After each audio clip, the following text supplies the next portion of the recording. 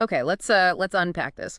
Imagine you're at your own brother's wedding. It's supposed to be this, big family celebration. Anyway, a moment of connection. Exactly. But instead of feeling part of it, you're pushed right to the edge, made to feel like you barely belong. That's a really powerful, unsettling feeling. And that's the core of what we're diving into today. It comes from this really striking personal account called "My Parents Called Me a Gardener at My Bro's Wedding and Put Me at a Separate Table. I Didn't Say a Word." Wow. Just the title itself tells you so much. You've got the setting a wedding, usually happy, clashing immediately with this sense of, well, isolation and, frankly, disrespect. Yeah, that contrast is stark, isn't it? A wedding which should be about unity becoming the backdrop for feeling completely alone. And that phrase, gardener, it hints at how she's seen, or maybe how she feels she's seen, within the family. It's loaded.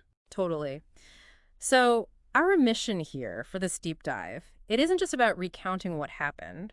We want to really dig into the dynamics, Understand what it feels like to be the outsider in your own family. And how people react to that, because Yeah, the responses can be really surprising sometimes. exactly. We're going to look at things like sibling rivalry, maybe some parental favoritism, which can be super subtle sometimes. Oh, absolutely. Often it's not overt, but it's there in the little things. Right. And ultimately, how someone starts to, well, find their voice or assert their identity when they've felt invisible for so long. It touches on really fundamental stuff, doesn't it? Mm. Like our basic human need to belong, to be seen, to be valued by the people who are supposed to be closest to us. Definitely. And when those needs aren't met, especially within the family unit, well, the impact on how you see yourself can be pretty significant. Profound, even.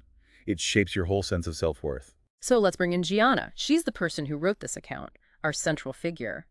The story immediately sets up her role in the family, especially compared to her older brother, Luca. Ah, yes, Luca. He comes across as the golden child, right? Everything seems easy for him, charming, successful. That's the picture painted, yeah. Whereas Gianna is labeled repeatedly as the quiet one, even the odd one out. And those labels, they're powerful. They don't just describe, they can actually sort of create the reality. How do you mean? Well, think about it. If you're constantly told you're the quiet one, maybe you internalize that. Maybe others expect less interaction from you. It can become a kind of self-fulfilling prophecy. That makes sense. Like the family dynamic itself reinforces the label. Precisely. These roles get ingrained, and it takes something pretty big to shake them up. Which brings us to the wedding itself. The feeling of being sort of on the outside seems to start even before the event, the invitation. Right, what did it say? It specified family only at the reception. So on paper, Gianna should absolutely be right there in the thick of it. Okay, seems clear enough. Included. But then she actually gets there, and she finds herself put at a separate table, not with the immediate family, but with distant relatives she barely knows. Oh, wow. So the invitation promises one thing, but the reality delivers something else entirely. Exactly. It's like this immediate, very physical act of exclusion, right there with the seating chart. And that feels intentional. It's hard to imagine that being just an oversight at a wedding reception. It sends a very clear message about where she stands, doesn't it? You'd think so. And Gianna herself mentions almost casually that she wasn't entirely shocked by it. Really? That says a lot. Yeah, it speaks volumes about maybe what she's come to expect, like this weary acceptance of the situation. That's quite sad, actually, to be so used to feeling excluded by your own family. She even adds this detail about her dress. Her mother bought her suitable green dress. Suitable. Not stunning, not celebratory, just suitable. Right. Like, acceptable, blend in, don't make waves. Even her clothes seem picked to keep her in the background. It's like every detail is reinforcing this idea of her being secondary. There's no real thought about her as an individual, just about ticking a box so she's present but not prominent. And then arriving at the venue just seems to double down on this. Her parents, Luca, the bride, Isabella, they all arrive separately. Gianna's left to kind of fend for herself. Again, separating her from the core group. Yeah, and she says, "It wasn't unusual. I was used to it." That line is just, wow, the normalization of being left out. It really makes you wonder what that does to a person over time, when feeling like an afterthought becomes your normal within your own family. It suggests, like you said, a long pattern, unmet needs stacking up. Definitely. A sort of chronic emotional neglect, perhaps. So then we get to the actual seating, the physical layout. There's the main table, obviously, for the immediate family, parents, bride, groom, and then Gianna's table. Tucked away somewhere. Yeah, a small table in the back, with these distant relatives. She says it stung. A sharp, very visible reminder of, how things always seem to be. That physical separation is such a powerful symbol, isn't it?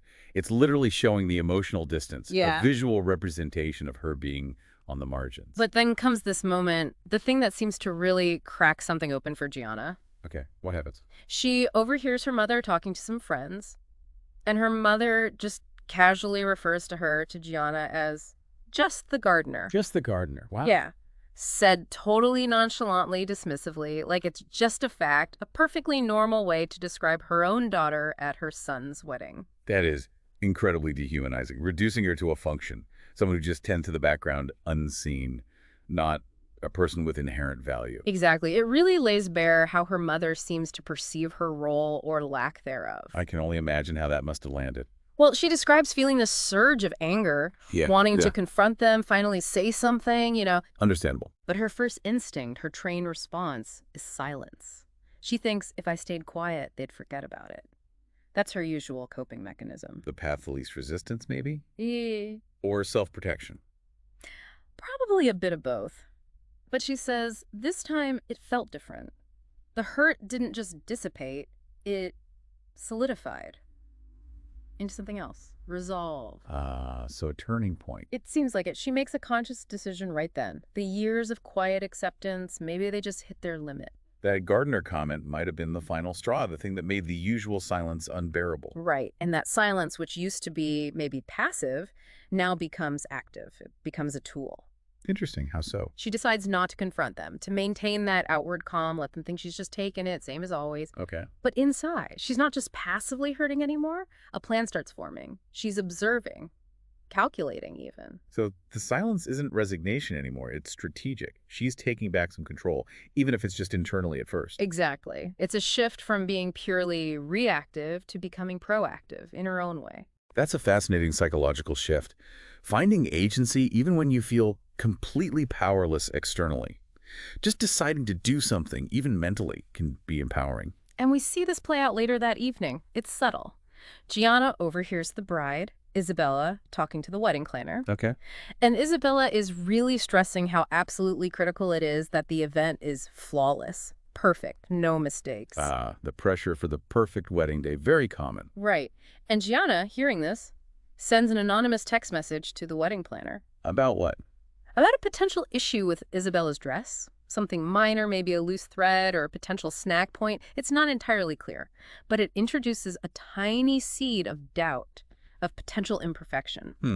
It's quite indirect, isn't it? Not a big confrontation. No, exactly. It's not about ruining the day. Gianna actually says that wasn't her goal. So what was the goal then? It seems like it was about making a small ripple, about demonstrating subtly that she isn't completely invisible, that her presence, even from the sidelines, can have an effect. A quiet way of saying, I'm here, and I notice things, and I can act.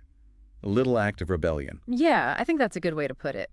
It's targeted at something important to Isabella and probably her parents, that image of perfection.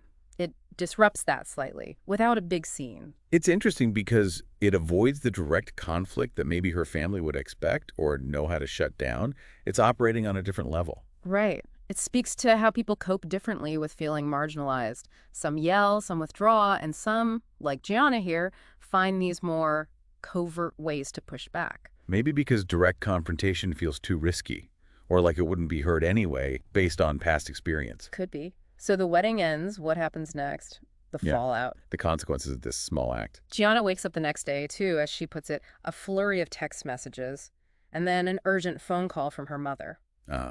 So they noticed something or suspected her. Oh, yeah. The mother is clearly agitated, upset about Gianna's stunt, as she calls it, upset that the perfect image might have been tarnished. Interesting that that's the focus, not why did you feel the need to do that, but how dare you disrupt our event. Exactly. It really shows where their priorities lie, doesn't it? Appearances. Maintaining the status quo. Any deviation is met with anger. Their discomfort seems more important than understanding her feelings. Totally. And during this phone call, Gianna finally does it. She voices her feelings, brings up the gardener comment, the years of feeling excluded. Okay, so she does confront them eventually. Yes, but her mother's reaction is, well, pretty much what you might expect by now. Dismissive. Doesn't acknowledge the hurt? Nope. Yeah. Essentially tells Gianna she should have just known her place, stayed quiet, stayed in the background. Wow. That just reinforces the entire problem, doesn't it? Zero empathy, zero accountability, just doubling down on the marginalization. It's pretty stark. And then predictably, the phone rings again. This time it's Luca, the golden child brother. Let me guess. He's not happy either. Not at all. Hey. He demands an apology from Gianna for supposedly ruining their day. Their day. Yeah. Again, completely missing her perspective, her experience. Right. He just wants everything to go back to normal, the normal, where he's the center and she's quietly on the sidelines. That's the status quo that works for him. Because he's likely never had to experience what she has. He lives in a different reality within that same family. But this time, Gianna doesn't back down. She stands her ground with him, too. Tells him firmly she's not going to be invisible anymore, not going to accept being treated that way. Good for her. What? A real assertion of self. Yeah. The account wraps up with her feeling this sense of liberation, like she's finally taken some control back, drawn a line, and refused to step back over it into that old role. It's a powerful conclusion.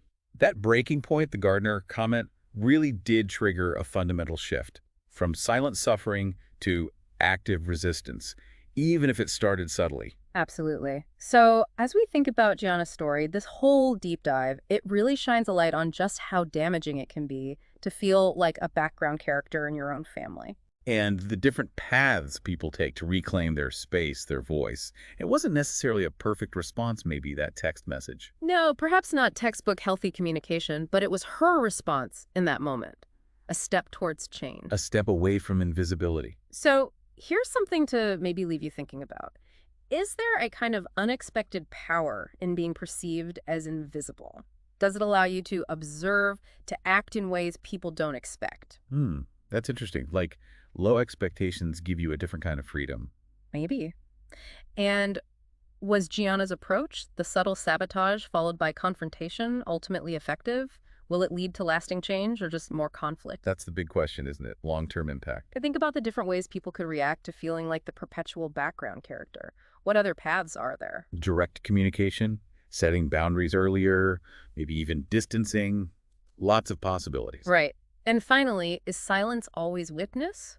Or can it sometimes be, like it maybe was for Gianna initially, a period of gathering strength, a quiet before asserting yourself? A really provocative thought. Silence as a precursor to action, not just inaction itself. Lots to chew on there.